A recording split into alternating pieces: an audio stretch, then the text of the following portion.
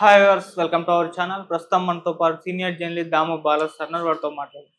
నమస్కారం సార్. నమస్తే. సార్, జగన్ గారి పైన రాయి దాడిలో బోండా ఉమ గారి పైన కూడా ఆరోపణలు రావడం చూస్తాం. అయితే ఇప్పుడు ఆయన అరెస్ట్ చేశారు అన్న వార్తలు కూడా వైరల్ అవుతున్నాయి సార్. మరి దీంట్లో నిజం ఎంత ఉంది? ఆయన అరెస్ట్ చేశారా సార్? యాక్చువల్గా ఈ డ్రామా అంతా నిన్న ఈవినింగ్ జరిగింది. బోండా ఉమ ఇంటికి ఇద్దరు కానిస్టేబుల్ వెళ్ళారని చెప్తున్నారు. ఆ ఇద్దరిని చూడగానే బోండా ఉమ కొంత టెన్షన్ గురయ్యాడని చెప్తున్నారు. ఎందుకు వచ్చారు మీరంటే, మేము మీకు సెక్యూరిటీ ఇమ్మన్నారు సార్, అందుకని వచ్చామంటే ఆయనకి డౌట్ వచ్చేసింది. అంటే ఇలా పంపించి మనల్ని ఎక్కడికి పోనీయకుండా చూసుకొని అరెస్ట్ చేస్తారేమని. ఎందుకంటే మొన్నటి నుంచి 2 రోజుల నుంచి కూడా బోండా ఉమ ఉలిక్కి పడుతున్నాడు. ఎవరు ఆయన మీద ఆయన ఉన్నట్టుగా ప్రకటించకపోయినా, ఆయన నన్ను కానీ ఏమన్నా అరెస్ట్ చేస్తే నేను మీ అంతు చూస్తా, 4వ తేదీ తర్వాత మీ సంగతి తేలుస్తా, ఇలాగంతా మాట్లాడుతున్నాడు. అట్లాగే ఆ సతీష్ని కూడా వెనకేసుకొచ్చి అతను పక్కన అన్న క్యాంటీన్ మూసేశారని కోపంతో రాయేశాడు. అతనికి మందు క్వార్టర్ బాటిల్ మందు ఇస్తాము అని ప్రామిస్ చేశారు, అది ఇవ్వలేదని రాయేశాడు. ఇలాగంతా కూడా మాట్లాడాడు. అంతకుముందేమో అసలు జగనే వేయించుకున్నాడు అనేది కూడా బోండవమ్మ మాట్లాడాడు. ఇలా ఆయనకి ఎందుకునో మొత్తానికి డౌట్ ఉంది. దానికి ప్రధాన కారణం ఏంటంటే, ఆయన అనుచరుడుగా ఉన్న దుర్గారావు A2గా ఉన్నాడు దీంట్లో అని చెప్తున్నారు. దుర్గారావు కూడా క్లోజ్ అసోసియేట్ సతీష్. ఈ రాయి జగన్ మీద వేసిన అబ్బాయి పేరు సతీష్. సో ఇలాగా వాళ్ళిద్దరూ తనకు క్లోజ్ కాబట్టి ఖచ్చితంగా ఇది తనకు చుట్టుకుంటుందని భయపడుతున్నట్టుగా ఉన్నాడు. ఎందుకంటే దుర్గారావు ఈయన పేరు చెప్పే అవకాశం ఉంది. మామూలుగా ఇప్పుడు సతీష్ ఏం చెప్పాడంటే, నన్ను దుర్గారావే వేయమన్నాడు అని సతీష్ వాంగ్మూలంలో చెప్పినట్టుగా వాళ్ళు నిన్న పిటిషన్లో, కోర్టుకి రిమాండ్ పిటిషన్లో చెప్తున్నారు పోలీసులు. ఓకే. సో వాళ్ళు దుర్గారావు పేరు చెప్పలేదు కానీ A2 అంటున్నారు. A2 అనేది ఇంకెవరు లేరు, దుర్గారావే. సో అది క్లియర్గా అయితే దుర్గారావే వేయమంటేనే ఇతను వేశాడు. ఎందుకంటే ఇతను ఎప్పటి నుంచో కూడా సతీష్, దుర్గారావు, ఇంకొంతమంది అక్కడ ఒడ్రి కాలనీలో కుర్రవాళ్ళు కొంత ఇట్లాంటి దౌర్జన్యాలు, దోపిడీలు ఇలాంటివి చేస్తున్నారు. అందులో ఈ అబ్బాయి రాయి వేయడంలో ఎక్స్పర్ట్ అని చెప్తున్నారు. ఏదైనా గురి చూసి కొట్టడంలో బాగా ఎక్స్పర్టు. సో అందుకని ఇతన్ని వాడారని. ఇంకొకటి కూడా బయటకు వచ్చింది. అదేంటంటే 2 సార్లు జగన్ మీద అటెంప్ట్ చేశారని. ఫస్ట్ టైము చేసినప్పుడు ఆ దాబా కొట్టల దగ్గర ఫస్ట్ టైము ట్రై చేసినప్పుడు అది వర్కౌట్ అవ్వలేదని, మళ్ళీ నెక్స్ట్ ఎక్కడ ఆగుతారని చూస్తే అక్కడికి వెళ్ళి వీళ్ళు అక్కడి నుంచి మళ్ళీ గురి చూసి కొట్టాడని చెప్తున్నారు.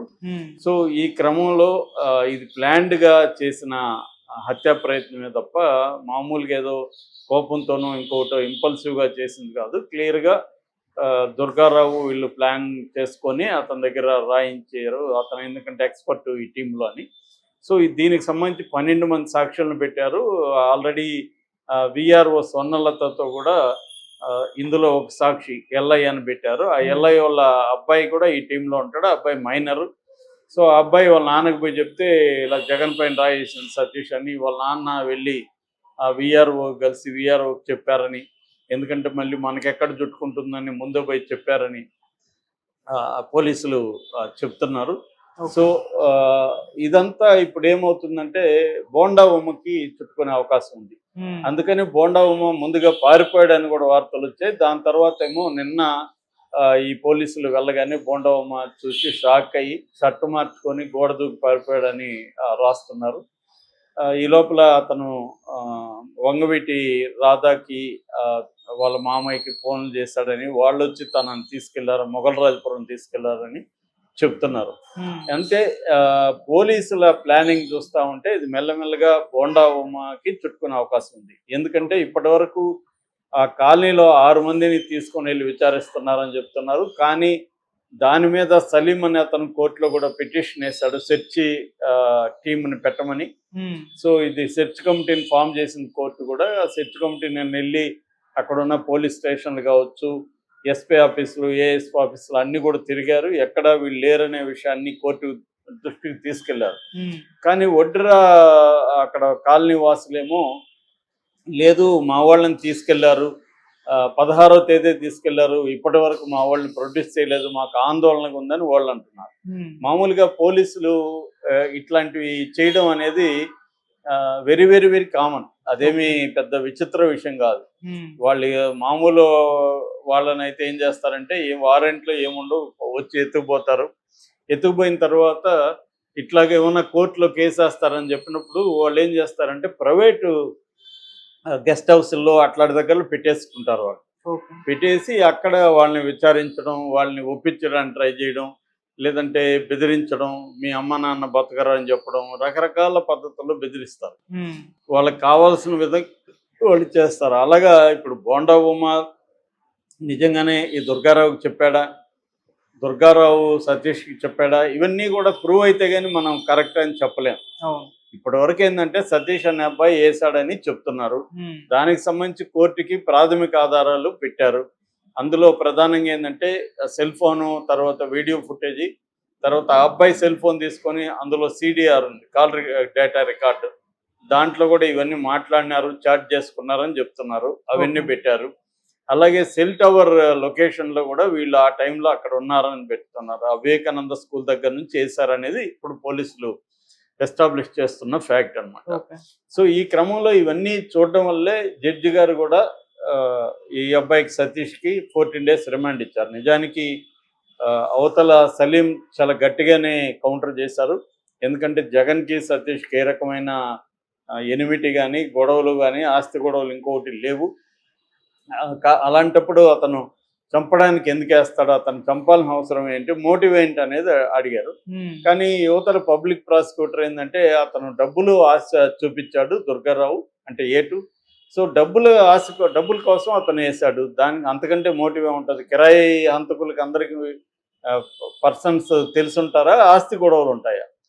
సో వాళ్ళకి డబ్బులు ఇస్తే ఎవడైనా అన్నోన్ పీపుల్ని కూడా చంపుతారు వాళ్ళు.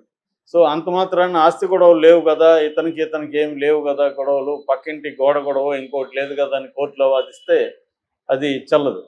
అదే ఈయన పబ్లిక్ ప్రాసిక్యూటర్ తీసుకెళ్ళాడు. ఇతను వాళ్ళు చెప్పినట్టుగా వాళ్ళకి డబ్బులు ఇస్తా ఉన్నారు, అబ్బాయికి కొన్ని ఇన్సెంటివ్స్ ఇస్తా అన్నారు, దానికి ఆశపడి అబ్బాయి వేశాడు. ఎందుకంటే వాళ్ళు మొత్తం టీంలు ఇతనే గురిగా కొట్టగలిగాడు కాబట్టి ఇతనే సెలెక్ట్ చేశారు వాళ్ళు. దీని వెనక కుట్ర ఉందని 120B కూడా ఐపీసీ కింద పెట్టారు. దాని తర్వాత ఇది హత్యాయత్నమే అని చెప్పి కూడా 307 పెట్టారు. అంటే క్లియర్గా కుట్ర చేసి ముందుగానే సిమెంటు కాంక్రీట్లో ఉన్న రాయిని తీసి అది బాగా షార్ప్గా ఉన్న వైపు పట్టుకొని ఆ షార్ప్గా ఉన్న వైపే తగిలేట్టుగా అతను వేశాడు. ఎందుకంటే అతనికి ముందు నుంచి కూడా ఎక్స్పీరియన్స్ ఉంది. సో అందుకని అతను షార్ప్ షూటర్ లాగా అతను రాళ్లతో కొట్టగలిగిన ఒక నైపుణ్యం ఉందని చెప్పి అతను సెలెక్ట్ చేశారనేది ఇప్పుడు పోలీసులు వాదన. సో ఇప్పుడు బోండా ఉమ ఇప్పటికైతే ఎస్కేప్ అయిండొచ్చు, కానీ అతను పట్టుకోదలుచుకుంటే అతను ఎందుకంటే అతను కంటెస్ట్ చేస్తున్నాడు. సో అతన్ని మరి కావాలని విజయవాడ సెంట్రల్లో వెల్లంపల్లిని గెలిపించడం కోసం బోండా ఉమని ఇరికిస్తున్నారా, లేకపోతే నిజంగానే బోండా ఉమ దుర్గారావుకి చెప్పాడా, మీ టీంలో ఎవరు ఉన్నారన్నావు కదా వాళ్ళ దగ్గర రాయించాయని చెప్పాడా, సో చెప్తే ఎందుకు చెప్పాడా ఆయన, ఇవన్నీ కూడా బయటకు వస్తాయి. మరి ఇప్పుడు ఎందుకు సతీష్ని అయితే ఇమ్మీడియట్ కోర్టు పెట్టారు, దుర్గారావుని ఎందుకు పెట్టట్లేదు అంటే వాళ్ళు ఈరోజు సాటర్డే కాబట్టి ఈరోజు ఏమైనా పెడతారా, ఎందుకంటే మళ్ళీ రేపు లేదు, ఈరోజు కూడా హాలిడే, కానీ పెట్టాలనుకుంటే జడ్జి ఇంటి దగ్గర కూడా పెట్టచ్చు వాళ్ళు. సో అట్లేమన్నా చేస్తారా, లేకపోతే ఇతను బెయిల్ రాకుండా ఉండడం కోసం ఈ రోజు బోండా ఉమను కూడా అరెస్ట్ చేస్తే రేపు సండే కాబట్టి ఒకరోజు లోపల పెట్టవచ్చు అని ఏమన్నా ప్లాన్ చేస్తున్నారా, ఇవన్నీ తెలియాల్సి ఉంది. అట్లాగే సతీష్కి సంబంధించి కూడా వాళ్ళు కస్టడీ పిటిషన్ వేస్తున్నారు.